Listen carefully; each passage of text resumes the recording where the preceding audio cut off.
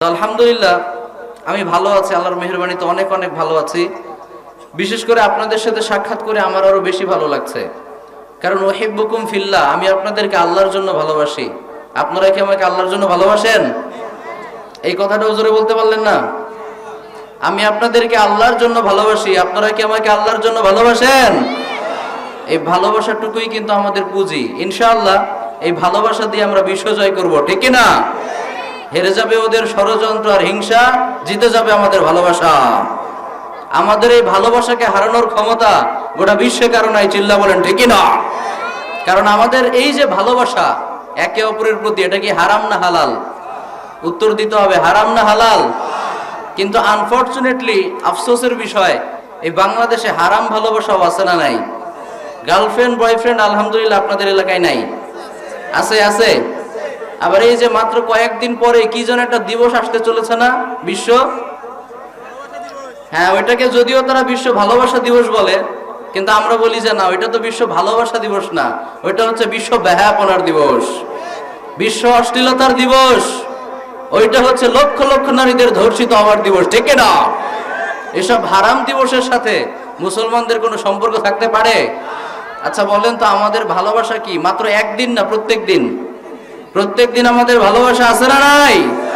এবং আমাদের এই ভালোবাসাটা একজনকে খুশি করার জন্য, তিনি কে?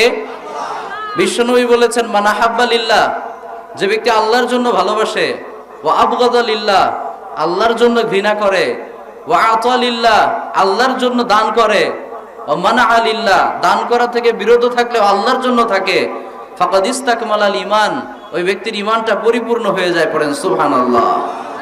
আবার কিয়ামতের কঠিন ময়দানে অসংখ্য অগণিত অজস্র মানুষের সামনে আল্লাহ তাআলা ঘোষণা দিয়ে বলবেন, আইনাল মুতাহাব্বুনা বিজালালি, পৃথিবীতে যারা একে অপরকে শুধুমাত্র কেবলমাত্র একমাত্র আমাকে খুশি করার জন্য ভালোবাসতে, তারা কোথায়? আজকে এদিকে আসো। আল ইয়াউমা উযিল্লুহুম ফি যিল্লি ইয়াউমা লা যিল্লা ইল্লা যিল্লি, আজকের এই কঠিন ময়দানে আমি তোমাদেরকে আমার আরশের নিচে ছায়া দিয়ে দিব। পড়েন সুবহানাল্লাহ। তাহলে আমাদের এই ভালোবাসাটা আমাদেরকে জান্নাতি বানাতে পারে। আবার এই ভালোবাসাটাই আমাদেরকে হাতাবু জাহান্নাম, জাহান্নামের লাকড়ি বানিয়ে ছেড়ে দিতে পারে। নাও দ্য ডিসিশন ইজ ইয়ার্স, সিদ্ধান্ত এবার আপনাকে নিতে হবে। আপনি কি জান্নাতের জন্য ভালোবাসবেন না জাহান্নামে যাওয়ার কারণ বানাবেন? আমরা সবাই আল্লাহর জান্নাতে যেতে চাই কি চাই না? তাহলে আমরা শুধুমাত্র কেবলমাত্র একমাত্র একজনকে খুশি করার জন্য একে অপরকে ভালোবাসবো, তিনি কে? আল্লাহ আমাদের এই ভালোবাসাটাকে ইসলামের জন্য কবুল করুক। আমরা পড়ি আমিন। আর একটু জোরে পড়েন না আমিন। তো আল্লাহ শুকরিয়া দেওয়ার পরেই আমি শুকরিয়া জানাই আজকের এই মাহফিলের অর্গানাইজিং কমিটিকে, স্পেশালি আমাদের আবু আব্দুল্লাহ ভাইকে, সে শুরু থেকেই আমার খোঁজ খবর নিয়েছেন। আজকে তো মাশাআল্লাহ অনেক মিডিয়ার ভাইরা আসছে, ফরিদ ভাই না কি যেন নাম, রিপন ভাই, এরপরে আমাদের সবুজ ভাই আছে মাশাআল্লাহ, আমি তাদেরকেও শুকরিয়া জানাই। তারাও আমাদের মতো দিন নাই রাত নাই ইসলামের এই বাণীগুলোকে পৌঁছে দেওয়ার জন্য এক জায়গা থেকে আরেক জায়গায় ছুটে যায়। আল্লাহ তাদেরকেও ইসলামের জন্য কবুল করুক। আমরা পড়ি আমিন। বিশ্বনবী বলেছেন, আদ-দাল্লু আলাল খাইরি কাফাইলিহি, কেউ যদি কোনো মানুষকে ভালো কাজের রাস্তা দেখিয়ে দেয়, ওই ভালো কাজটা করে একজন ব্যক্তি যে সওয়াব পাবে, ওই শুধুমাত্র রাস্তাটা দেখানোর কারণে ওই ব্যক্তিকেও আল্লাহ অটোমেটিক অতটুকু সওয়াব দিয়ে দিবেন। সুবহানাল্লাহ পড়েন। তাহলে আপনার মিডিয়াটাও কিন্তু আপনার জান্নাতে যাওয়ার কারণ হতে পারে, ঠিক কিনা বলেন? আপনার যে ফেসবুক অ্যাকাউন্ট আছে না, ইউটিউব চ্যানেল আছে, এটা আপনার জান্নাতে যাওয়ার কারণ হতে পারে যদি আপনি এখানে ভালো ভালো বিষয়গুলো শেয়ার করেন। আপনার এক একটা শেয়ার থেকে যদি 100 মানুষও শেখে, ওই 100 মানুষ আমল করে, ওই 100 মানুষের সওয়াবটা আপনার আমল নামায় দিবে কে? এজন্য আমরা আমাদের সোশ্যাল মিডিয়াগুলোকে ভালো কাজে ব্যয় করার চেষ্টা করবো। আওয়াজ করে বলি ইনশাআল্লাহ। আমাদের অনেক মায়েরা বোনেরা এসেছেন, আমরা তাদের জন্য দোয়া করি, আল্লাহ তাদেরকেও ইসলামের জন্য কবুল করুক। আমরা পড়ি আমিন। সর্বশেষ আমার সামনে আপনারা যারা বসে আছেন, বয়োজ্যেষ্ঠ বয়োকনিষ্ঠ আমার দ্বীনী ভাইয়েরা, আমি আপনাদেরকে শুকরিয়া জানাতে চাই। জাযাকুমুল্লাহু খায়রান ওয়া আহসানাল জাযাই ফি দারাইন, আল্লাহ তাআলা আপনাদেরকে দুনিয়া এবং আখিরাতে কল্যাণ দান করুক। আমরা পড়ি আমিন। আজকের মাহফিলের প্রধান আকর্ষণ কিন্তু আপনারাই, ঠিক কিনা বলেন? স্টেজ আছে, সাউন্ড সিস্টেম আছে, আমরা সবাই আছি, সামনে শ্রোতা নাই, আলোচনা হবে। তো আপনারা যে আজকে এসেছেন, এই মাহফিলটাকে সাফল্যমণ্ডিত করেছেন, এজন্য আপনাদেরকে ধন্যবাদ জানাই। আজকের এই মাহফিলে কি বিরিয়ানির প্যাকেট দেওয়া হবে নাকি? নগদ অর্থ দেওয়া হবে? একজনকে খুশি করতে এসেছি, বলেন তো তিনি কে? এই আল্লাহকে খুশি করতে আমরা ছুটে এসেছি। আল্লাহ যেন আমাদের এই আশাকে কবুল করেন, আমরা পড়ি আমিন। তো আপনারা এই যে আবার এই কনকনে শীতের রাতে শীতকে উপেক্ষা করে বাড়িঘর ছেড়ে মাহফিলের ময়দানে ছুটে আসেন, এটা কিন্তু আবার সবার সহ্য হতে চায় না। অনেকের চুলকায়, এরকম আছে না নাই? অনেকের চুলকায় না? চুলকায়। তো আমরাও বলে দিছি, তোমাদের চুলকালে তোমরা মলম লাগাও, তোমাদের চুলকানির জন্য আমাদের ইসলাম থেমে থাকবে না, ঠিক না? আমাদের ইসলামের বিজয় যে হবে এতে কোনো সন্দেহ আছে? যারা উত্তর দেন নাই তাদের মনে আছে ইসলামের বিজয় হবে, এতে কোনো সন্দেহ আছে? আল্লাহ বলেছেন ওয়ালা তাহিনু ওয়ালা তাহজানু ওয়া আনতুমুল আ'লাউনা ইন কুনতুম মুমিনিন। আল্লাহ বলেছেন never lose hope, don't be frustrated, হতাশ হও না, নিরাশ হয়ে যেও না, তোমাদের ঈমান যদি ঠিক থাকে বিজয় তোমরাই হবে, পড়েন সুবহানাল্লাহ। আবার বিশ্বনবী বলেছেন ইন্নাল্লাহা জাওয়ালিয়াল আরদা, এই গোটা বিশ্বকে একেবারে ছোট্ট সাইজ করে আল্লাহ তাআলা আমাকে পুরো পৃথিবীটা দেখিয়েছেন। ফারাআইতু মাশারিকাহা ওয়া মাগারিবাহা, আমি এর পূর্ব পশ্চিম উত্তর দক্ষিণ পুরোটা দেখেছি। ফাইন্না উম্মতি সায়াবলুগু মুলকুহা মা যুবিয়াল মিনহা, আমাকে দেখানো পুরো অংশটাতেই আমার উম্মত অচিরেই নেতৃত্ব পাবে, বলেন সুবহানাল্লাহ। তাহলে আল্লাহ বললেন আমরা জয়ী হবই, আমাদের নবী বললেন আমাদের বিজয় হবেই। ইন্টারেস্টিং বিষয় হচ্ছে অমুসলিমরাও বলে যে যতই ইসলামের বিরুদ্ধে প্রোপাগান্ডা মানুষ চালাক না কেন, আগামী দিনে ইসলামেরই বিজয় হবে, পড়েন আল্লাহু আকবার। স্যামুয়েল ফিলিপস হান্টিংটন একজন পলিটিক্যাল সায়েন্টিস্ট, অমুসলিম ব্যক্তি, তার একটা বই আছে, যুবক ভাইরা সার্চ করে দেখবেন, নাম হচ্ছে দ্য ক্ল্যাশ অফ সিভিলাইজেশনস, মানে সভ্যতার সংঘাত। এই বইটার মাঝে তিনি বলেছেন যে অনেক ধর্মই পৃথিবীতে ক্ষমতা পেয়েছে আবার হারিয়ে ফেলেছে, অনেক ধর্মই ক্ষমতার চেয়ারে বসেছে আবার সেখান থেকে ছিটকে পড়ে গিয়েছে, কিন্তু সর্বশেষ যেই ধর্মটা গোটা বিশ্বকে ডমিনেট করবে, গোটা বিশ্বে আধিপত্য বিস্তার করবে, সেই ধর্মের নাম হচ্ছে ইসলাম। শত চেষ্টা করে ইসলামকে থামানো যাবে না, পড়েন আল্লাহু আকবার। তাহলে সবাই এক বাক্যে স্বীকার করছে বিজয় আমাদের হবেই, ঠিক কিনা বলেন? এই যে আজকের মাহফিলটা যুব সমাজের উদ্যোগে, তাই না? তো এটাই তো আরেকটা প্রমাণ। একসময় যুবক ছেলেপেলেগুলো গানের কনসার্টের আয়োজন করত, কিন্তু আজকে তারা ওগুলো বাদ দিয়ে কোরআনের মাহফিলের আয়োজন করছে। আলহামদুলিল্লাহ পড়বেন না? এটাই প্রমাণ করে যে ইসলামের বিজয় হবেই, ইসলামের বিজয়কে থামানো সম্ভব না। এজন্য আমাদেরকে একটু স্যাক্রিফাইস করতে হবে, একটু ত্যাগ স্বীকার করতে হবে, ধৈর্য ধারণ করতে হবে, তাহলে ইনশাআল্লাহ বিজয় আমাদেরই হবে, ঠিক কিনা? আল্লাহ আমাদেরকে ইসলামের বিজয় দেখার তৌফিক দান করুক, আমরা পড়ি আমিন। আর একটু জোরে পড়েন না আমিন। তো সম্মানিত সুধী, আমাদের হাতে সময় যেহেতু খুবই কম আর কথা অনেক বেশি, এজন্য ভূমিকাতে সময় নষ্ট না করে এ পর্যায়ে আমরা সরাসরি মহাবিশ্বের মহাবিশ্বয় মহাগ্রন্থ আল কোরআনুল কারীম থেকে কথা শুনবো, ইনশাআল্লাহ পড়েন। আজকে আমরা এই পবিত্র কোরআনের সবচেয়ে দামি সূরা থেকে কথা শুনবো, যে সূরাটাকে আল্লাহর হাবিব বলেছেন উম্মুল কোরআন, মানে কোরআনের মা।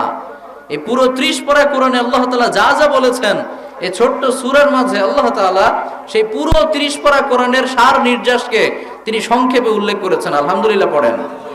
এই ছোট্ট সূরাটা আপনি যদি একবার বুঝতে পারেন, তাহলে পুরো কোরআনে কি কি কথা আছে এ সম্পর্কে একেবারে ওভারঅল একটা আইডিয়া আপনি পেয়ে যাবেন। এই সূরাটা আমাদের কম বেশি সবার মুখস্থ আছে, কিন্তু এই ছোট্ট সূরাতে আল্লাহ আমাদেরকে কি কি শিখিয়েছেন, কি কি ইনস্ট্রাকশন দিয়েছেন, কি কি গাইডলাইন দিয়েছেন, আমরা কিন্তু অনেকেই জানি না। আমাদের এটা জানার দরকার আছে না নাই বলেন? সেই সূরাটার নাম হচ্ছে সূরাতুল ফাতিহা, সবার মুখস্থ আছে না? কিন্তু এই সূরাতে আল্লাহ কি বলেছেন আমরা কে কে জানি? একটু হাত তুলি তো দেখি। মাশাআল্লাহ, আলহামদুলিল্লাহ, অনেকেই আছে, আলহামদুলিল্লাহ পড়ি সবাই। অনেকেই এখনো জানি না। আচ্ছা বলেন তো, যারা জানি না জানার দরকার আছে না নাই? কারণ এই কোরআনটাকে শুধু তেলাওয়াত করার জন্য আল্লাহ নাজিল করেছেন? এই কোরআনটা আল্লাহ নাজিল করেছেন লিয়াদ্দাব্বারু, গবেষণা করার জন্য, রিসার্চ করার জন্য, শুধুমাত্র তেলাওয়াত করে চুমু খাওয়ার জন্য আল্লাহ এই কোরআনকে নাজিল করে নাই, ঠিক না? আপনার রোগ হয়েছে, আপনি ডাক্তারের কাছে গিয়েছেন, ডাক্তার আপনাকে প্রেসক্রিপশন লিখে দিয়েছে, আপনি যদি এখন এই প্রেসক্রিপশনটা সারাদিন সকাল সন্ধ্যা একবার করে রিডিং করেন, আপনার রোগ তো ভালো হবে নাকি? ভালো হবে না? তাবিজ বানিয়ে ঝুলিয়ে রাখলে তো ভালো হয়ে যাবে। কি করতে হবে? ফার্মেসিতে যেতে হবে, ঔষধ কিনতে হবে, ওটা খেতে হবে, তাহলে আশা করা যায় আল্লাহ চায় তো ভালো হবো, ঠিক না? তেমনি কোরআনটাকে আল্লাহ শুধু তেলাওয়াতের জন্য নাজিল করে নাই। এটা ঠিক যে না বুঝে কোরআন তেলাওয়াত করলেও সওয়াব আছে, প্রত্যেকটা অক্ষরের বিনিময়ে 10টা করে সওয়াব আছে, কিন্তু এই কোরআন নাজিলের মূল উদ্দেশ্য শুধু তেলাওয়াত করা না, এই কোরআন নাজিলের মূল উদ্দেশ্য হচ্ছে এটা রিসার্চ করা, গবেষণা করা, এটা দিয়ে সমাজটাকে সুন্দর বানানো, ঠিক না? আচ্ছা বলেন তো, আমরা যদি আমাদের সমাজকে ভালো করতে চাই, এই কোরআনটা জানার এবং মানার দরকার আছে না নাই? শুধুমাত্র পুলিশ, র্যাব, বিডিআর, দুদকের অফিস এগুলো দিয়ে কি সমাজকে ভালো বানানো যাবে? এগুলো সমাজকে ভালো বানানোর একটা পদ্ধতি মাত্র, কিন্তু শুধুমাত্র এগুলো দিয়ে সমাজকে ভালো বানানো সম্ভব না। এই সমাজকে ভালো বানানোর জন্য এই কোরআনটা জানার এবং মানার দরকার আছে না নাই? এজন্য আসেন দেখি এই ছোট্ট সূরাতে আল্লাহ আমাদেরকে কি কি ইনস্ট্রাকশন দিয়েছেন। হয়তোবা আপনারা ইতিপূর্বেও এখান থেকে আলোচনা শুনেছেন, বাট আমি আপনাদেরকে এতটুকু ইনশিওর করতে পারি, ইনশাআল্লাহ মনোযোগ দিয়ে যদি আপনারা আলোচনাটা শ্রবণ করেন, কিছু না কিছু নতুন কিছু আমরা শিখবই ইনশাআল্লাহ। কারণ এই কোরআনটা হচ্ছে লা তুহসা আজাইবুহু ওয়ালা তাবলা গরাইবুহু। এই কোরআনের আশ্চর্যান্বিতার কোনো শেষ নাই। এই কোরআন কোনোদিন পুরনো মনে হয় না। ইমাম সাহেব প্রত্যেক দিন সালাতে শুরুতে সূরা ফাতিহা পড়ে, একদিনও কি আপনার কাছে সূরা ফাতিহাটা পুরনো মনে হয়? কোনোদিন মনে হয় যে সূরা ফাতিহা দিয়ে প্রত্যেক দিন শুরু করি, আজকে সূরা ইখলাস দিয়ে শুরু করব, এরকম মনে হয়? এই কোরআনটা সারা জীবন আপনার কাছে নতুন মনে হবে, এভারগ্রিন, চির সবুজ, চির নতুন। এই কোরআনটা হচ্ছে বাউন্ডলেস, বিয়ন্ডলেস, বটমলেস। এই কোরআনটা হচ্ছে কুল কিনারাহীন এক অথই সাগর। আপনি এটা যতই পড়বেন ততই নতুন নতুন জিনিস শিখতে পারবেন। যতই আপনি এটা নিয়ে গবেষণা করবেন ততই আপনার জ্ঞানের দ্বারকে উন্মুক্ত করে দিবে কে? এজন্য আসেন আমরা জানার চেষ্টা করি যে সূরাতে আল্লাহ তাআলা আমাদেরকে কি কি দিক নির্দেশনা দিয়েছেন। ইনশাআল্লাহ আলোচনা আমরা দীর্ঘায়িত করব না, খুব সংক্ষিপ্ত সময়ে আমরা আলোচনা শেষ করব ইনশাআল্লাহ। কারণ খায়রুল কালামি মা কাল্লা ওয়া দাল্লা, সর্বোত্তম আলোচনা সেটাই যেটা হবে precise in wording but comprehensive in meaning. যে আলোচনায় কথা হবে কম কিন্তু আবেদন হবে অনেক বেশি, যে কথার impact on the heart of the listeners অনেক বেশি হবে, সেটাই হচ্ছে সর্বোত্তম আলোচনা। আবার আমার আপনার নবী দীর্ঘ আলোচনাকে কিয়ামতের আলামত বলেছেন। কিসের আলামত? কথা মনে হয় বুঝেন না। কিসের আলামত? শেষের ভাইয়েরা, কিসের আলামত? কিয়ামতের অনেক আলামত আছে না নাই? তো দীর্ঘ আলোচনাকে বিশ্বনবী বলেছেন কিয়ামতের আলামত। খুতাবুকুম তাবিলা ওয়া সালাওয়াতুকুম কাসীরা।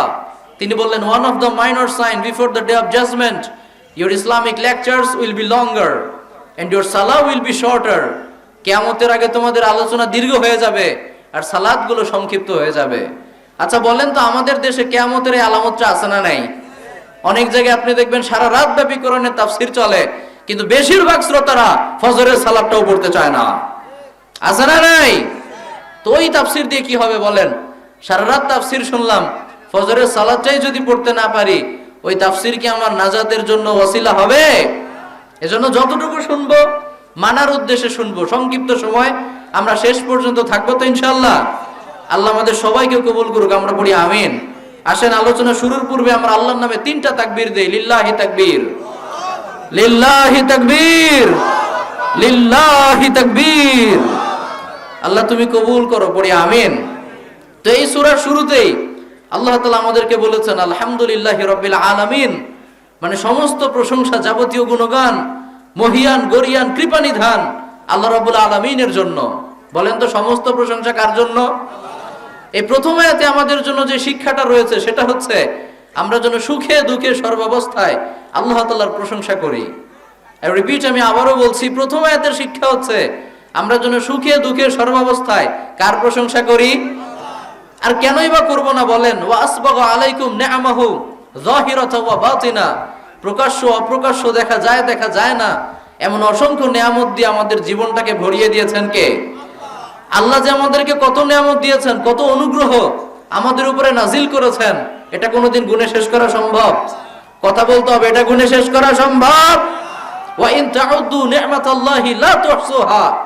আল্লাহ বলেছেন এত বেশি নিয়ামত তোমাদেরকে আমি দান করেছি, তুমি যদি আজকে একটা একটা করে আমার নিয়ামতগুলোকে গুনতে শুরু করে দাও, তোমার জীবন শেষ হয়ে যাবে, কিন্তু আমার নিয়ামত গুণে শেষ করা যাবে না। আলহামদুলিল্লাহ পড়বেন না? কিন্তু এত কিছুর পরেও দেখবেন এক শ্রেণীর মানুষ থাকে যারা সব সময় শুধু আফসোস করে। এরকম আছে না নাই? খালি আফসোস করে, আল্লাহর বিরুদ্ধে কমপ্লেইন করে, আল্লাহ আমাকে এটা দিল না, ওটা দিল না, পাইলাম না, আমার সাথে ভালো কিছু হয় না, এরকম আফসোস নাই? অকৃতজ্ঞ দেখছেন কত বড়, আল্লাহর কাছে চেয়ে চেয়ে কি পাই নাই সেটার হিসেব করে, কিন্তু না চাইতেই আল্লাহ কত কিছু দিয়েছেন ওইটার হিসেব কখনো করতে চায় না। আছে না নাই?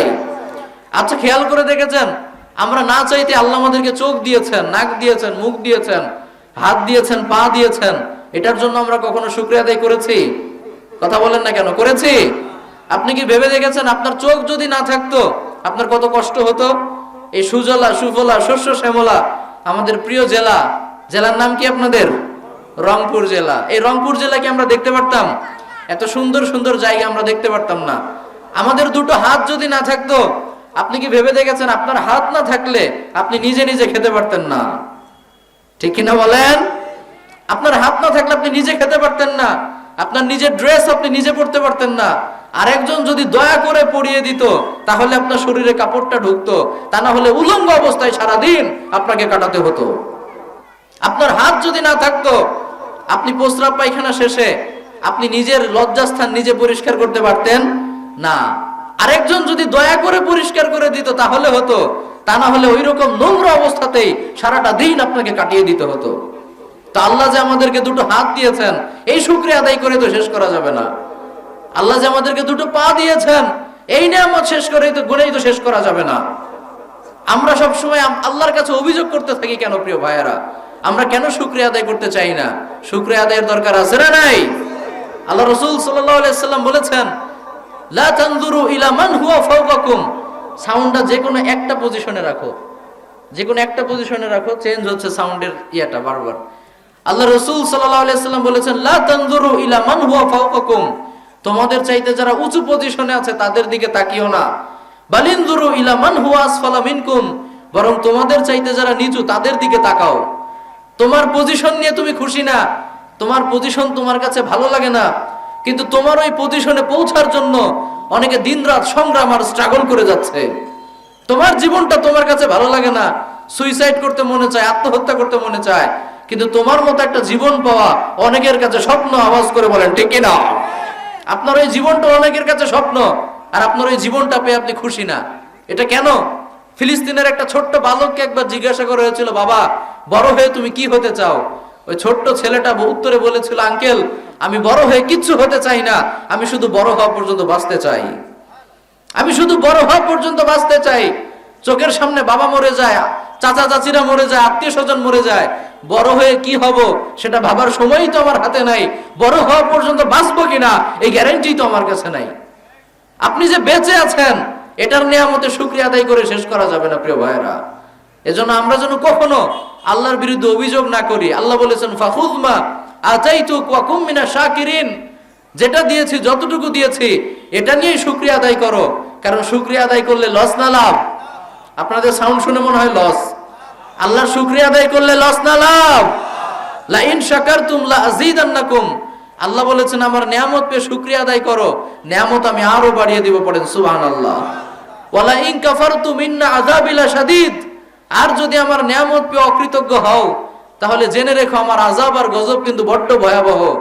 আমার আযাব আর গজব সহ্য করার ক্ষমতা এই গোটা বিশ্বে কারো নাই, ঠিক না? আল্লাহর আযাব আর গজব সহ্য করার ক্ষমতা আমাদের কারো আছে? ফেরাউনের মতো জালেম শাসককে আল্লাহ পানির মধ্যে চুবিয়ে মেরেছেন, কিছু করতে পারছে? আবু জাহাল, উতবা, শাইবা, ওয়ালিদ ইবনে মুগীরা, যাদের হুঙ্কার আর গর্জনে মক্কার জমিনটা থারথার করে কাঁপতো, এদেরকেও লাঞ্ছনাদায়ক মৃত্যু দিয়ে আল্লাহ দুনিয়া থেকে বিদায় করেছেন, কেউ কিচ্ছু করতে পারে নাই। আল্লাহ ধরে না, কিন্তু যখন ধরে তখন কিন্তু ছাড়ে না। এজন্য আমরা কখনোই যেন আল্লাহর সাথে অকৃতজ্ঞশীলের মতো আচরণ না করি। মনে থাকবেন ইনশাআল্লাহ, যা দিয়েছেন যতটুকু দিয়েছেন সেটা নিয়ে শুকরিয়া করতে পারবো তো ইনশাআল্লাহ। আল্লাহ রাসূল সাল্লাল্লাহু আলাইহি সাল্লাম বলেছেন, আউয়ালু মাইয়াদখুলুল জান্নাতা আল হাম্মাদুন। যারা সুখে দুঃখে সর্বাবস্থায় আল্লাহর প্রশংসা করে, আল্লাহর শুকরিয়া আদায় করে, they will be the first to enter paradise। আল্লাহর জান্নাতে ওরাই সর্বপ্রথম প্রবেশ করবে। পড়েন সুবহানাল্লাহ। তাহলে প্রশ্ন করি, উত্তর দেন, আমাদের নিয়ামত আরো বেড়ে যাক, এটা আমরা চাই কি চাই না? আপনারা মনে হয় চান না নাকি? আল্লাহর নিয়ামত বেড়ে যাক আমরা চাই কি চাই না? প্রথম সারির জান্নাতি আল্লাহ আমাদেরকে বানাক, এটা আমরা চাই কি চাই না? আমরা যদি চাই যে আমাদের নিয়ামত বেড়ে যাক, প্রথম সারির জান্নাতি আল্লাহ আমাদেরকে বানাক, তাহলে আজকে থেকে কমপ্লেন করা যাবে, বরং আল্লাহ শুকরিয়া আদায় করতে হবে। Instead of complaining we have to praise more and more. আজকে থেকে কমপ্লেন করা বাদ দিতে হবে, আল্লাহর শুকরিয়া আদায় করতে হবে। আওয়াজ করে বলি ইনশাআল্লাহ। তাহলে প্রথম আয়াত থেকে আমরা শিখলাম আল্লাহ যা দিয়েছেন, যেটা দিয়েছেন সেটার জন্যই তার শুকরিয়া আদায় করতে হবে। পাশাপাশি এখানে আরেকটি শিক্ষা আছে, সেটা হচ্ছে আমরা যেন কেউ আমাদের উপকার করলে তাকেও শুকরিয়া জানাই ইনশাআল্লাহ। আল্লাহ রাব্বুল আলামিন পবিত্র কোরআনে বলেছেন, আনিশকুরলি ওয়ালি ওয়ালিদাইকা ইলাইয়াল মাসির, তুমি আমার কৃতজ্ঞ হও, আমার প্রতি কৃতজ্ঞ হও এবং পিতামাতার প্রতিও কৃতজ্ঞ হয়। সুবহানাল্লাহ বলেন। আমাদের অনেক সন্তানদেরকে দেখা যায়, ছেলেপেলেদেরকে দেখা যায় বাবা মায়ের প্রতি অকৃতজ্ঞশীল আচরণ করে, এরকম নাই? এরকম আছে না নাই বলেন? বাবা মা তার জন্য কত কিছু করে, কিন্তু বাবা মাকে লজ্জায় পরিচয়ও দিতে চায় না, এরকম নাই? ডাকাত এত কিছু করে, এরপরেও বারবার বাবা মাকে বলে যে তোমরা কেন আমাকে জন্ম দিলা, আমার জন্ম দিয়ে তো আমার জন্য কিছুই করতে পারো নাই। এরকমও সন্তান আছে না নাই? আমাদের বাবা মা আমাদের জন্য কত কষ্ট করেছেন, আমরা কেন একবার ভেবে দেখি না? আপনার বয়স যতই হোক, আপনারও তো বাবা মা আছে, অন্তত মারা গেছে নাকি? বাবা মা ছাড়াও তো আমরা কেউ আসি নাই। আমরা নিজেকে একবার প্রশ্ন করে দেখি তো, যে আমরা কি আমাদের পিতা মাতার প্রতি কৃতজ্ঞ কিনা? যেই বাবা আমার জন্য আজীবন কষ্ট করে যাচ্ছে, সেই সকাল থেকে রাত পর্যন্ত গরুর মতো খাটে, ওই বাবা তো নিজের জন্য খাটে না, আমার জন্যই খাটে, আমার সংসারের জন্যই খাটে, ঠিক না? যেই মা আমার জন্য এত পরিশ্রম করেছে, সেই মায়ের জন্য আমরা কেন কৃতজ্ঞ হতে পারি না? আমাদের মা অনেকের অশিক্ষিত, অল্প শিক্ষিত, ক্লাস 3 পাস 4 পাস, একটু উচ্চ শিক্ষিত ছেলে পেলে দেখবেন ফ্রেন্ড সার্কেলে মায়ের পরিচয় দিতে চায় না যদি অশিক্ষিত হয়, এরকম নাই? আমাদের আপনার মা আমাদেরকে পৃথিবীতে আনতে যে কি কষ্ট সহ্য করেছেন, আমরা যদি জাস্ট এটা একবার রিয়েলাইজ করি, কোনোদিন মায়ের চোখের উপর তাকে আমরা কথা বলতে পারবো না। আমার মা আমাকে পৃথিবীতে আনতে কত কষ্ট সহ্য করেছেন। চিকিৎসা বিজ্ঞানের মতে একটা মানুষ সর্বোচ্চ 45 ইউনিট পর্যন্ত কষ্ট সহ্য করতে পারে। 45 ইউনিটের চাইতে যদি একটা মানুষ বেশি কষ্ট পায়, হয়তো সে অজ্ঞান হয়ে যাবে, তা না হলে মারা যাবে। তো আমার আপনার মা আমাদেরকে যখন নর্মাল প্রসেসে ডেলিভারি দিয়ে এই পৃথিবীতে নিয়ে এসেছে, তার ওই 45 ইউনিট না, তারা যেই কষ্টটা সহ্য করেছে সেটার মাত্রা ছিল 57 ইউনিটের চাইতেও বেশি। আল্লাহু আকবার, 57 ইউনিটের চাইতেও বেশি। আমাদের শরীরে 206টা হাড্ডি আছে।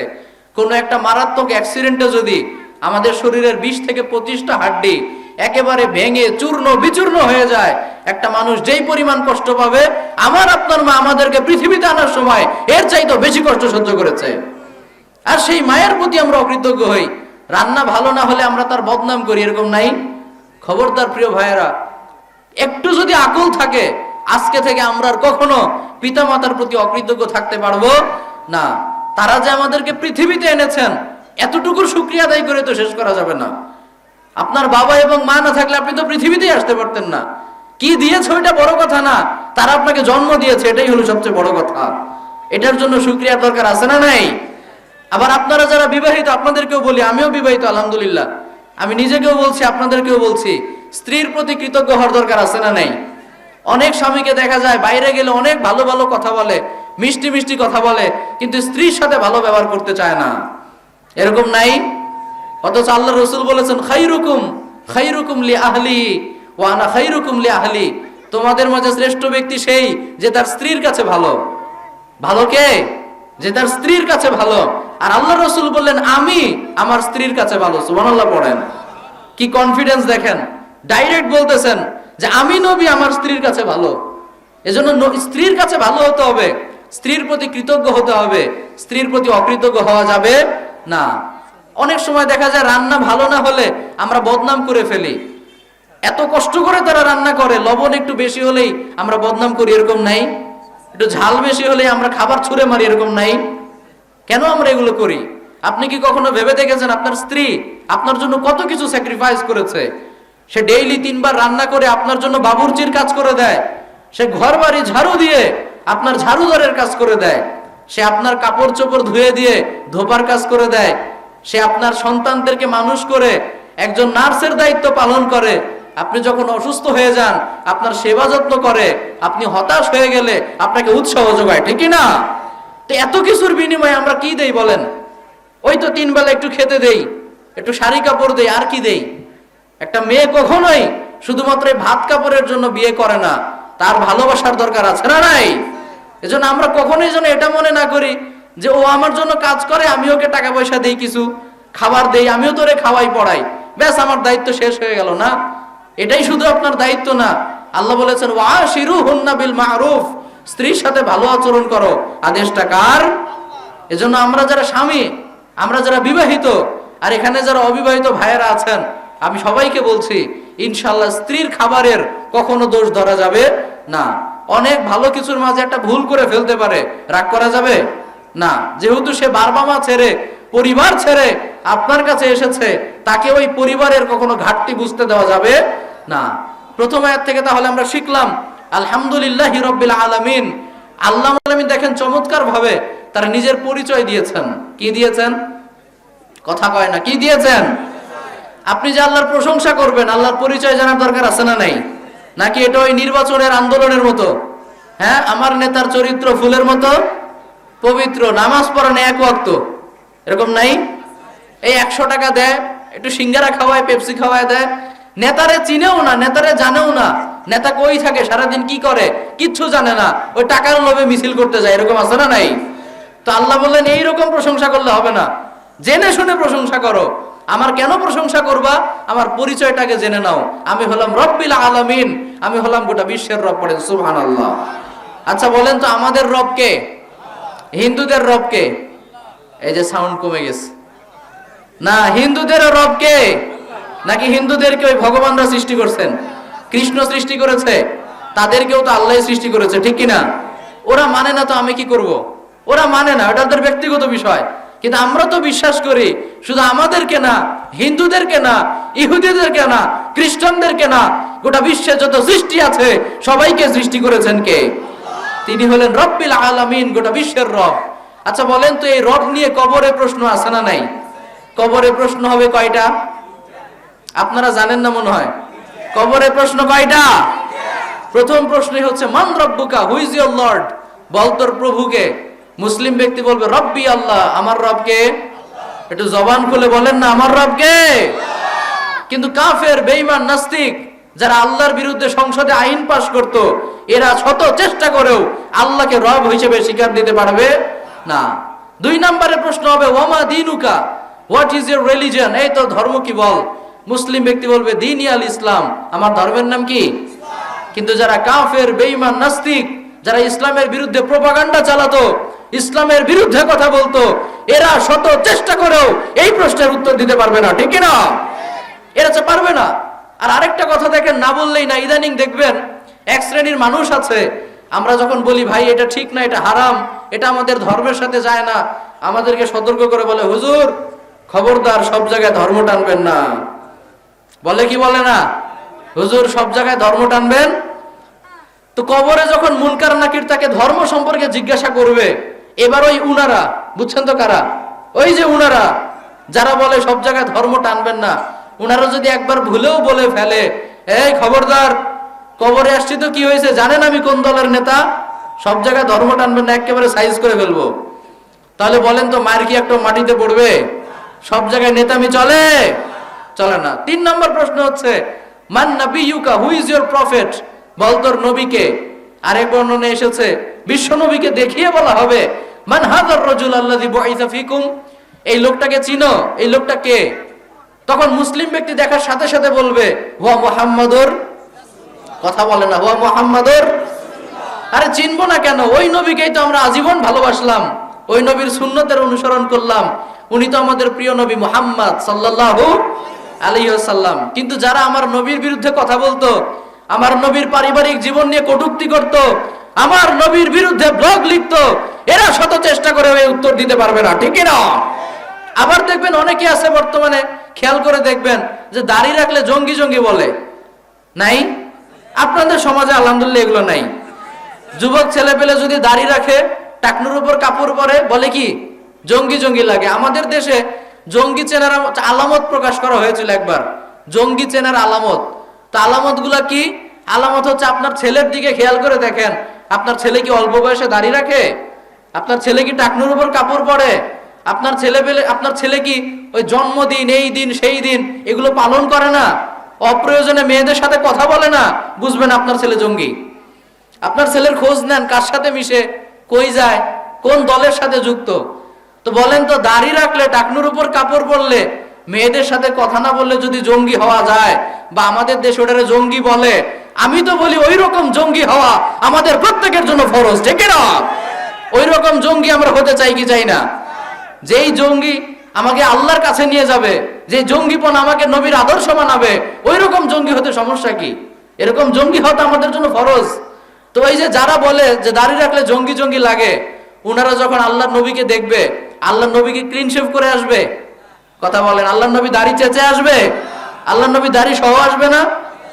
সেটা সরাসরি আল্লাহর নবী আসুক, কিংবা ছবি দেখানো হোক, কিংবা প্রজেক্টরের মাধ্যমে, যেভাবে হোক আল্লাহ আমাদের নবীকে দেখাবে। তা আমার নবীকে যখন দেখানো হবে অবশ্যই দাড়ি থাকবে। তো দাড়ি দেখার পর যদি ওই লোক একবার বলে বসে, ওই যে যারা বলে দাড়ি রাখলে জঙ্গি জঙ্গি লাগে, যে লোকটাকে ঠিক চিনতে পারতেছি না, কিন্তু যেহেতু দাড়ি আছে এই জন্য জঙ্গি জঙ্গি লাগে, এই কথা যদি একবার বলে, মায়ের কি একটা মাটিতে পড়বে? মাটিতে পড়লে ওখান থেকে তুলে আবার পিঠের উপর দেওয়া হবে, ঠিক না?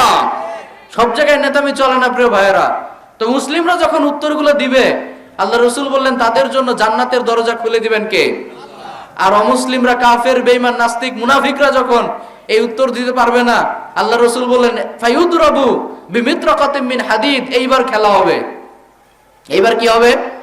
কথা বলেন, এইবার কি হবে? দুনিয়ার খেলাই শেষ খেলা না, কবরেও খেলা আছে না নাই? যালিকা ইয়াউমুত তাগাবুন, ওই দিন হবে ফাইনাল খেলা। দুনিয়াতে যেই খেলাগুলো অন্যায়ভাবে খেলা হয়েছে, তোমাদের তো বিচার হয় নাই, মৃত্যুর পর তোমাদের বিচার করবেন কে? ওই দিন হবে ফাইনাল খেলা। আল্লাহ রসুল বললেন এমন হাতুড়ি দিয়ে পিটানো হবে, লাউ দুরিবা বিহা জাবালুন লা সারা তুরাবা, বিশাল বড় পাহাড়ের উপরেও যদি একটা হাতুড়ি দিয়ে, ওই হাতুড়ি দিয়ে পেটানো হয়, মুহূর্তে বিশাল বড় পাহাড়টা মাটির সাথে মিশে যাবে। পড়েন নাউযুবিল্লাহ।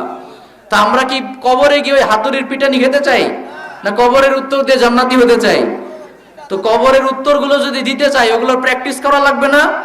আল্লাহ প্রত্যেক দিন আমাদেরকে সূরা ফাতিহায় প্র্যাকটিস করায়, আলহামদুলিল্লাহি রাব্বিল আলামিন, সমস্ত প্রশংসা সেই আল্লাহর, যিনি শুধু আমার রব না, তিনি গোটা বিশ্বের রব। এটা বলতে বলতে বলতে বলতে ইনশাআল্লাহ কবরে যখন যাবেন, মুনকার নাকির বলবে এই তো রবকে, সাথে সাথে মাথায় চলে আসবে ওই যে 5 ওয়াক্ত সালাতে পড়তাম আলহামদুলিল্লাহি রাব্বিল আলামিন, আল্লাহ হলেন রব্বুল আলামিন, সাথে সাথে মুখ দিয়ে উত্তর বের হবে ইনশাআল্লাহ। তাহলে আল্লাহ দেখেন আমাদেরকে কত ভালোবাসেন, প্রত্যেক দিন আমাদেরকে প্র্যাকটিস করিয়ে নেয়। তাহলে আলহামদুলিল্লাহি রাব্বিল আলামিন, আল্লাহর প্রথম পরিচয় হচ্ছে তিনি হলেন রব্বিল আলামিন। তিনি কি? সবাই বলেন তিনি কি? দ্বিতীয় এবং তৃতীয় পরিচয়টা আল্লাহ একসাথে দিয়েছেন। আল্লাহ বলেছেন আর রহমানুর রহিম, আমার দ্বিতীয় এবং তৃতীয় পরিচয় হচ্ছে আমি হচ্ছি রহমান, আমি হচ্ছি রহিম, আমি হচ্ছি দয়ার সাগর, আমার দয়ার কোনো শেষ নাই, কোনো সীমা নাই। পড়েন সুবহানাল্লাহ। আচ্ছা বলেন তো আল্লাহর দয়ার শেষ আছে, সীমা আছে? ও রহমাতি ওয়াসিআত কুল্লা শাই, আল্লাহ বললেন নবমণ্ডল ভূমণ্ডলে যা কিছু দেখা যায়, দেখা যায় না, সবকিছুকে আমার দয়া পরিবেষ্টন করে রেখেছে। সুবহানাল্লাহ। আল্লাহ আমাদেরকে কত ভালোবাসেন জানেন? আল্লাহ রসুল বলেছেন দয়া এবং ভালোবাসাকে আল্লাহ তাআলা 100টি টুকরা করেছেন। বলেন তো কতটি টুকরা? সবাই বলতে হবে কত টুকরা? 100টি টুকরা করেছেন দয়াকে, ভালোবাসাকে। এই 100টি টুকরো করার পর এক টুকরো ভালোবাসা সৃষ্টি শুরু থেকে নিয়ে কিয়ামত পর্যন্ত সবার মাঝে তিনি বন্টন করে দিয়েছেন। বাকি 99 টুকরা ভালোবাসা আমার আল্লাহ নিজের কাছে রেখেছেন। পড়েন সুবহানাল্লাহ। এক টুকরোর ছিটে ফোটা পেয়ে আজকে আমরা একে অপরকে কি পরিমাণ ভালোবাসি, তাহলে 99 টুকরা ভালোবাসা যেই আল্লাহর কাছে, সেই আল্লাহ আমাকে কি পরিমাণ ভালোবাসে, সে আল্লাহ আমাকে কি পরিমাণ ভালোবাসে। Can you imagine that? একটু কল্পনা করতে পারেন এই এক টুকরো ভালোবাসার ছিটে ফোটা পেয়ে আপনার মা আপনাকে কি পরিমাণ ভালোবাসে, আপনার বাবা আপনাকে কি পরিমাণ ভালোবাসে, আপনার স্ত্রী আপনাকে কি পরিমাণ ভালোবাসে। এই তো কয়েকদিন আগে ভূমিকম্প হয়ে গেল না? কয়েকদিন আগে ভূমিকম্প হলো না? পুরো বাংলাদেশ ভূমিকম্প নিয়ে আতঙ্ক। তো একটা সিসিটিভি ফুটেজ ভাইরাল হয়েছিল, সেখানে দেখা যাচ্ছে একজন নতুন হাজবেন্ড এবং ওয়াইফ বাজারে গিয়েছে মার্কেট করতে, শপিং করতে, হঠাৎ করে ভূমিকম্প শুরু, দোকানদাররা দোকান টোকান ফেলে পালাইতেছে সব, কিন্তু স্বামী তার স্ত্রীর হাত ছাড়ে নাই। সুবহানাল্লাহ পড়েন। তো ভালোবাসা পেয়েছে কতটুকু? এক টুকরো, পুরোটা না, এক টুকরোর ছিটে ফোটা। পৃথিবীর সবার ভালোবাসাকে যদি এক জায়গায় জমা করা হয় তাহলে কেবলমাত্র এক টুকরো হবে। আল্লাহু আকবার। তাহলে 99 টুকরা ভালোবাসার মালিক আল্লাহ, উনি আমাকে আপনাকে কি পরিমাণ ভালোবাসে। একটু আওয়াজ করে উত্তর বলেন তো, আমার মায়ের চাইতেও আমাকে বেশি ভালোবাসে কে? সবার উত্তর হয় নাই।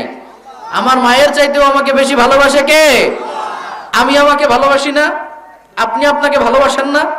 আপনাকে আপনার চাইতেও যিনি বেশি ভালোবাসেন তিনি কে? আল্লাহ হলেন এমন একজন সত্তা যিনি আপনাকে আপনার চেয়েও বেশি ভালোবাসে পড়েন, সুবহানাল্লাহ। কিন্তু সেই আল্লাহকে দেখেন আজকে ভালোবাসার কোনো সময় আমাদের হাতে নেই। সবার জন্য সময় আছে, কিন্তু আল্লাহর জন্য সময় নেই। যদি বলি ভাই চলেন সালাত আদায় করে আসি, বলে হুজুর আমি খুব ব্যস্ত। আমি কি কথা কয় না, আমি খুব ব্যস্ত। অথচ সে ভুলেই যায় যে তাকে আল্লাহ সৃষ্টি করেছে, দৈনিক 24 ঘন্টা সময় আল্লাহ তাকে ফ্রিতে দিচ্ছে। যে আল্লাহ সময়কে সৃষ্টি করেছে, যে আল্লাহ আমাকে সময় দিয়েছে, সে আল্লাহর জন্য নাকি আমার সময় নাই। আজকে আমরা যাদেরকে সময় দিচ্ছি এরা মরিচিকা, এরা আমাদের সবাইকে ভুলে যাবে, কেউ আমাদেরকে মনে রাখবে না। মৃত্যুর পর 40 দিন যেতে সময় লাগবে না, আপনার স্ত্রী দেখবেন আপনাকে অনেকটাই ভুলে গিয়েছে। আপনার ছেলে মেয়ে স্কুল কলেজ বন্ধ করে বাড়িতে বসে নাই, তারা তাদের কাজ ঠিকঠাক চালাচ্ছে। কেউ না খেয়ে নাই, কেউ গোসল না করে নাই, প্রত্যেকের কাজ সব ঠিকঠাক চলছে। আপনার ব্যবহার করা ঘর আজকে আর ফাঁকা নাই, আপনার ব্যবহার করা মোবাইলটাও আজকে পুড়ে নাই, প্রত্যেকটা জিনিস বন্টন হয়ে গিয়েছে। কিন্তু আপনি একা আজকে কবরে শুয়ে আছেন। যাদেরকে সময় দিতে গিয়ে আজকে আপনি আল্লাহকে সময় দিতে পারছেন না, তারা কিন্তু কেউ আপনার সাথে কবরে যাবে না, ঠিক না? পৃথিবীতে মা আমাদেরকে সবচেয়ে বেশি ভালোবাসে। কোন মাকে দেখছেন তার সন্তানের কবরে যেতে? আচ্ছা যদি যেতে চায়ও, কেউ যেতে দিবে? যেতে যদি দেয়ও, যেতে যদি পারেও, কোনো লাভ হবে? কোনো লাভ নাই। কি জন্য এই পাগলামি করবে তাহলে যেই মা আমাকে এত ভালোবাসে, সেই মাই আমার কোনো কাজে আসবে না। আমরা কার জন্য এগুলো করছি? এ তো রিসেন্টলি একটা নিউজ ভাইরাল হয়েছে, বাবা যেভাবেই হোক তার ছেলে পেলেকে অনেক সম্পত্তি দিয়েছে। এখন ভালোভাবে হোক খারাপ ভাবে হোক, যেভাবে হোক অনেক টাকা পয়সা অর্জন করে তার ছেলেকে দিয়েছে। এখন দুদকের মামলা খেয়ে গেছে ছেলেকে এখন পুলিশে ধরছে। এখন ছেলে ডাইরেক্ট বলতেছে যে আমার বাবা আমাকে সম্পত্তি দিয়েছে, যদি সম্পত্তি অন্যায় ভাবে অর্জন করে আমার বাবাকে গিয়ে ধরো, আমাকে কেন ধরছো? নাউজুবিল্লাহ পড়বেন না? পৃথিবীতেই যদি এরকম হয়, কিয়ামতের দিন কি হবে ভাবছেন? পৃথিবীতেই ছেলে বলতেছে এই সম্পত্তি তো আমি অর্জন করি নাই, আমার বাবা আমাকে দিয়েছে তাই আমার নামে হয়েছে। তো বাবা কিভাবে অর্জন করছে এজন্য বাবাকে ধরো, আমাকে কেন জেলে নিয়ে যাচ্ছ? তা আপনার ছেলে যদি আপনার সাথে জেলেই যেতে রাজি না হয়, পরকালে কি আল্লাহকে বলবে আল্লাহ আমার বাবা আমাকে খুশি রাখার জন্য, আমার স্কুলের ফি দেওয়ার জন্য, আমার ইউনিভার্সিটির টাকা অর্জনের জন্য সারাদিন পরিশ্রম করেছে, নামাজ পড়ার টাইম পায় নাই, আল্লাহ আমার জন্যই তো করেছে, আপনি আমাকে জাহান্নামে দেন, আমার বাবাকে জান্নাত দেন, এটা কেউ বলবে? কেউ বলবে না। যে স্ত্রী আপনাকে সারাদিন উস্কায়, তোমার কলিগ দেখো তো 10 তলা বিল্ডিং এর মালিক, আর তুমি এখনো ওই হাবা গোবা রয়ে গেলা, কেন একটু ঘুষ খাও না? একটু খাও না, সমস্যা কি? এই দুনিয়ায় এত ভালো মানুষের ভাত নাই, তুমিও একটু খাও। আপনিও আপনার স্ত্রীর প্ররোচনায় পড়ে একেবারে হালাল হারাম ডান হাতে বাম হাতে 2 হাতে কামাতে অর্জন করলেন। মারা যাওয়ার সময় তো অনেক কিছুই রেখে গেলেন, আপনার স্ত্রী অনেক ভোগবিলাসেই থাকবে, কিন্তু আপনি ওই মাটির কবরে পড়ে থাকবেন, ওই মাটির কবরে আপনার শাস্তি হতে থাকবে। কেন আমরা এগুলো ভুলে যাই না প্রিয় ভাইরা? আর রহমানুর রহিমের দাবি হচ্ছে যে আল্লাহ আমাকে ভালোবাসে, জীবনের সবটুকু ভালোবাসা আমরা তাকে দিব, ঠিক কিনা? আমাদের জীবনের যত ভালোবাসা কাকে দিব? উত্তর দেয় না, কাকে দিব? সব ভালোবাসা আমরা আল্লাহকে দিব। এবার আল্লাহ যখন বলবে বাবা মাকে ভালোবাসো, তখন ভালোবাসবো। আল্লাহ যখন বলবে সন্তানকে ভালোবাসো, তখন ভালোবাসবো। আল্লাহ যখন বলবে স্ত্রীকে ভালোবাসো, তখন ভালোবাসবো। কিন্তু কার জন্য বাসবো? আল্লাহর জন্য ভালোবাসবো। মনে থাকবে তো ইনশাআল্লাহ? তাহলে আর রহমানুর রহিমের শিক্ষা হলো আমাদেরকে সবচেয়ে বেশি ভালোবাসে কে? তাহলে আমরাও সবচেয়ে বেশি ভালোবাসবো কাকে? ওই আল্লাহর জন্য যদি আমাদের জীবনও দিতে হয় আমরা রাজি আছি না নাই? ওই আল্লাহর জন্য যদি আমাদের লড়াই করতে হয় আমরা রাজি আছি না নাই? কে কে রাজি? দুহাত তুলে আমরা আল্লাহরে দেখাই। লিল্লাহি তাকবীর, লিল্লাহি তাকবীর, লিল্লাহি তাকবীর। আল্লাহ তুমি কবুল করো, আমরা পড়ি আমিন। আমরা যেন এই ঈমানটা আনার চেষ্টা করি ইনশাআল্লাহ, যে আল্লাহর জন্য যদি জীবন দেওয়ার প্রয়োজন আসে আমরা পিছপা হব না ইনশাআল্লাহ। আব্দুল্লাহ বিন হুযাফা রাদিয়াল্লাহু তাআলা আনহুকে খুব ইন্টারেস্টিং ঘটনা, মনোযোগ দিয়ে শোনেন। অনেক রাত হয়ে গিয়েছে, আমরা খুব বেশি দীর্ঘ করব না। আব্দুল্লাহ বিন হুযাফা রাদিয়াল্লাহু তাআলা আনহুকে রোমান সম্রাট একবার আটক করেছিল। আটক করার পর আব্দুল্লাহকে বলে, আব্দুল্লাহ তুমি ইসলাম ত্যাগ করো, তা না হলে তোমাকে এই পৃথিবী ত্যাগ করতে হবে, তোমাকে আমি মেরে ফেলবো। তখন আব্দুল্লাহ বিন হুযাফা শরীরের সবটুকু শক্তিকে এক করে চিৎকার দিয়ে বলেছিল, মুসলিম ব্যক্তি জীবন দিতে রাজি, মুসলিম ব্যক্তি দুনিয়া ছাড়তে রাজি, কিন্তু ঈমান দিতে রাজি নাই, ঠিক কিনা বলেন? জীবন দিতে রাজি, ইসলাম দিতে রাজি নাই। শেষমেশ তাকে ফুটন্ত তেলের কাছে নিয়ে যাওয়া হলো। আব্দুল্লাহ বিন হুযাফাকে বলল, আব্দুল্লাহ তুমি যদি এখনো ইসলাম ত্যাগ না করো, তোমাকে এই উত্তপ্ত তেলের মধ্যে ফেলে দেওয়া হবে। কি করবে এবার করো। এখন রোমান সম্রাট খেয়াল করে দেখলেন আব্দুল্লাহ বিন হুযাফার চোখের কর্নার দিয়ে একটু পানি গড়িয়ে পড়ছে, জল, চোখে কান্না। এবার রোমান সম্রাট মনে মনে ভাবলেন হয়তোবা আব্দুল্লাহর মনটা নরম হয়েছে, সে মৃত্যুকে ভয় পাচ্ছে। এবার তাকে প্রপোজাল দেওয়া হলো যে এখনো সময় আছে, ইসলাম ছেড়ে দাও, আমি তোমাকে ছেড়ে দিব। তখন আব্দুল্লাহ বিন হুযাফা চিৎকার দিয়ে বলে, শোনো, তুমি কি মনে মনে ভাবছো এটা যে আমি মৃত্যুর ভয়ে কাঁদছি? মুসলিম ব্যক্তি কখনো মৃত্যুর ভয়ে কাঁদে না, ঠিক কিনা বলেন? আমি মৃত্যুর ভয়ে কাঁদছি না, আমি তো আল্লাহর সাথে কথোপকথন করছি। সুবহানাল্লাহ পড়েন। আমি আল্লাহকে বলছিলাম, আল্লাহ, তুমি তোমার এই ছোট্ট গোলামকে পরীক্ষা করছো, আর এই পরীক্ষার জন্য জীবন দিছো কয়টা? কথা কয় না, আমাদের জীবন কয়টা? আমি এই এক জীবন দিয়ে কি করে বুঝাই তোমাকে আমি কি পরিমাণ ভালোবাসি? আল্লাহ, আল্লাহু আকবার। এই একটা জীবন দিয়ে আমি কিভাবে পরীক্ষা দিব যে তোমাকে আমি কতটুকু ভালোবাসি? তুমি আমাকে একটা না, দুইটা না, 1000টা জীবন দিতা, ওই 1000টা জীবন আমি তোমার জন্য উৎসর্গ করে দিতাম। সুবহানাল্লাহ বলেন। এজন্য আমি কাঁদছি যে আমার কেন আরো জীবন নাই, আরো জীবন থাকলে ওগুলোকে আমি আল্লাহর জন্য উৎসর্গ করে দিতাম। তাহলে ইমানের তেজ দেখেন, এটাই হচ্ছে আর রহমানির রহিমের শিক্ষা। আমরা জীবন দিব কিন্তু ইমান দিতে রাজি। মায়েদের, বোনেদের, আপনাদেরকেও বলি, আসিয়া আলাইহিস সালামকে দেখেন ফেরাউন কি পরিমাণ অত্যাচার করেছিল। আচ্ছা বলেন তো, আসিয়া আলাইহিস সালামের কোনো কিছুর ঘাটতি ছিল? কথা বলে না, ঘাটতি ছিল? রাজার বউ, শাসকের ওয়াইফ, কি রাজপ্রাসাদে থাকতো, কিসের কমতি ছিল তার? ফেরাউনের স্ত্রী, কোনো কিছুর কমতি ছিল না। কিন্তু তিনি যখন সত্যের সন্ধান পেলেন, ইসলাম কবুল করলেন, ফেরাউন তাকে পাথর নিক্ষেপ করেছে, তার শরীরের মধ্যে পেরেক এনে দিয়েছে। আসিয়াকে বারবার পেরেক হানে আর বলে, আসিয়া, তুই আমার স্ত্রী, তোকে অনেক ভালোবাসি, তুই ইসলাম ছেড়ে দে, আমি তোকে ছেড়ে দিব। আসিয়া আলাইহিস সালামের মুখে কোনো কথা নাই, সরাসরি আল্লাহকে ডাইরেক্ট কল দিয়ে বলে, আল্লাহ, এই দুনিয়ার মায়া আমি ত্যাগ করে দিয়েছি, আমি আর কিচ্ছু চাই না। দুনিয়াতে অনেক ভালো ছিলাম, কিন্তু আমি তোমার জন্য সব উৎসর্গ করলাম। তোমার কাছে আমি তেমন কিছু চাই না, খালি একটা মাত্র চাওয়া, রব্বি ইবনিলি ইনদাকা বাইতান ফিল জান্নাহ, আল্লাহ তোমার কাছে আমার জন্য একটা সুন্দর ঘর নির্মাণ করো। সুবহানাল্লাহ। আমি আর কিচ্ছু চাই না। ফেরাউন আমাকে পেরেক হানছে, আই ডোন্ট কেয়ার, আমি কোনো কিছু কেয়ার করি না। আমি রাজপ্রাসাদে আর থাকতে পারছি না, কোনো কিছুর পরোয়া আমার নাই। আমি শুধু একটা জিনিস চাই, সেটা কি? সেটা জান্নাত। সেটা কি? এই জান্নাতটা তুমি আমাকে দাও, আমি আর কিছু চাই না। পড়েন সুবহানাল্লাহ। তারা জীবন দিয়েছেন কিন্তু ঈমান দেন নাই। আল্লাহকে কি পরিমাণ ভালোবাসতেন। এজন্য আমরাও আল্লাহকে ভালোবাসতে রাজি আছি না নাই? আল্লাহ আমাদের সবাইকে কবুল করুক, আমরা বলি আমিন। তাহলে দুইটা আয়াত আমরা শিখলাম। তৃতীয় আয়াতে আল্লাহ তাআলা বলেছেন মালিক ইয়াউমিদ্দিন। কি বলেছেন আল্লাহ? আপনাদের মুখস্থ নাই? কি বলেছেন? মালিক ইয়াউমিদ্দিন, মানে তিনি হলেন বিচার দিবসের মালিক। তিনি কিসের মালিক? কোরআনের সৌন্দর্যটা একটু খেয়াল করেন, আগের আয়াতের সাথে পরের আয়াতের কি সুন্দর চেক এন্ড ব্যালেন্স করেছেন আল্লাহ তাআলা। দ্বিতীয় আয়াতে আল্লাহ বললেন তোমাকে আমি ভালোবাসি, কত যে ভালোবাসি তোমার ধারণারও বাইরে। আল্লাহ যদি এতটুকু বলে থেমে যেতেন, তাহলে আমরা হয়তো ভাবতাম যে আমার মা আমাকে ভালোবাসে, আমি অন্যায় করলে কিচ্ছু বলে না। আমার বাবা আমাকে ভালোবাসে, অন্যায় করলে কিচ্ছু বলে না। তো আমার আল্লাহ তো আমাকে বাবা মায়ের চেয়েও বেশি ভালোবাসে, কাজে যা খুশি করতে পারবো, সমস্যা নাই। ঠিক কিনা বলেন? এই আয়াত বলে যদি আল্লাহ থেমে যেতেন, আমরা হয়তো এটা ভাবতাম। কিন্তু তৃতীয় আয়াতে আল্লাহ বললেন না, তোমাকে আমি ভালোবাসি, তার মানে এই না যে তুমি যা খুশি তাই করবে। মালিক ইয়াউমিদ্দিন, বিচার দিবস আছে না নাই? ওই দিন প্রত্যেকটা কাজের হিসাব আমি পাই টু পাই তোমার থেকে বুঝিয়ে নিব। আমার সুপ্রিম কোর্টের কাঠগড়ায় তোমাকে দাঁড়াতে হবে, তুমি কখনোই যা খুশি তাই করে বাঁচতে পারবে। আল্লাহ চেক এন্ড ব্যালেন্স করে দিলেন, ভারসাম্য এনে দিলেন। এজন্য এই মালিক ইয়াউমিদ্দিন, এই কথাটা যেন আমরা মাথায় রাখি ইনশাআল্লাহ।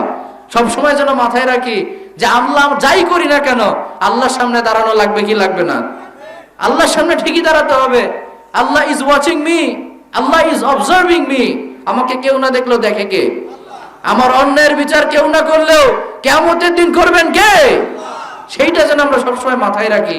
আমরা বলি ইনশাআল্লাহ। কত দিবসের কথাই তো আমরা মাথায় রাখি। আমাদের জন্মদিন, আমাদের এই দিন, আমাদের সেই দিন, এই দিবস সেই দিবস, মনে থাকে না? মনে থাকে। কিন্তু সবচাইতে গুরুত্বপূর্ণ যে দিন, সবচাইতে গুরুত্বপূর্ণ দিবস, বিচার দিবস, দ্য জাজমেন্ট ডে, ওটাকেই আমরা ভুলে যাই। অথচ ওইটার চাইতে গুরুত্বপূর্ণ কোনো দিবস আমাদের জীবনে হতে পারে না। ওই দিন যে ব্যক্তি বিজয় হবে, ওই দিন যে ব্যক্তি সফল হবে তার চাইতে বড় সফল আর কেউ আছে? আর ওই দিন যে ক্ষতিগ্রস্ত হয়ে যাবে তার চাইতে বড় ক্ষতিগ্রস্ত হওয়ার কেউ হতে পারে না। এজন্য ওই দিনটার কথা আমরা যেন মাথায় রাখি। মনে থাকবে তো ইনশাআল্লাহ? আমাদের যিনি রোল মডেল বিশ্বনবী মুহাম্মদুর রাসূলুল্লাহ সাল্লাল্লাহু আলাইহি সাল্লাম, তিনি সব সময় আল্লাহকে ভয় করে চলতেন। সব সময় মাথায় রাখতেন যে আমার প্রত্যেকটা কাজের হিসাব আমাকে আল্লাহকে বুঝিয়ে দিতে হবে। আল্লাহ রাসূলের একটা ছোট্ট খাদেম ছিল, নাম হচ্ছে আনাস। নামটা কি? সবাই বলেন না কেন? নামটা কি?